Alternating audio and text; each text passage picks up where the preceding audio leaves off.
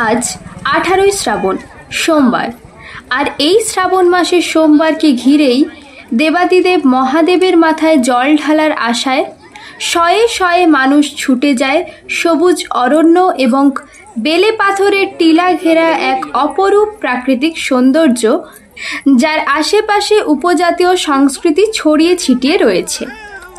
বাঁকুড়ার রানী মুকুটমণিপুরে এমনই একটি স্থান হল পরেশনাথ।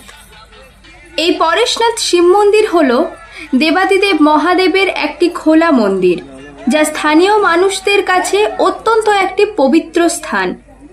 স্থানীয় মানুষদের মতে কংসাবতী জলাধার নির্মাণের সময় মাটি খনন করে পাওয়া এই শিবলিঙ্গটির সাথে আরও বেশ কিছু বৌদ্ধ স্থাপত্যের দর্শন পাওয়া যায়। এখানে প্রতি বছর শ্রাবণ মাসের প্রত্যেকটি সোমবার ঘিরে প্রচুর ভক্তের সমাগম ঘটে। বহু দূর দূরান্তের মানুষ এই পরেশনাথ শিব মন্দির সংলগ্ন মুকুটমণিপুর জলাধার থেকে সুসজ্জিত ঘট কেউ মাথায়, কেউ বা কাঁধে বাঁকে নিয়ে আশেপাশের গ্রামগুলিতে যান। তাদের আরাধ্য দেবতা দেবাদিদেব মহাদেবের মাথায় জল ঢেলে তাদের মনস্কামনা পূরণের আশায়।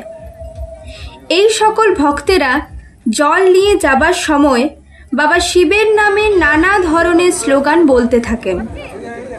প্রচুর মহিলা ভক্ত তাদের মনস্কামনা পূরণের আশায় দণ্ডি কেটে বাবা শিবের চারপাশে বেষ্টন করেন। বর্তমানে ডিজের আওয়াজে প্রচুর ভক্তকে দেখা যায় উচ্ছৃঙ্খলভাবে নাচানাচি করতে।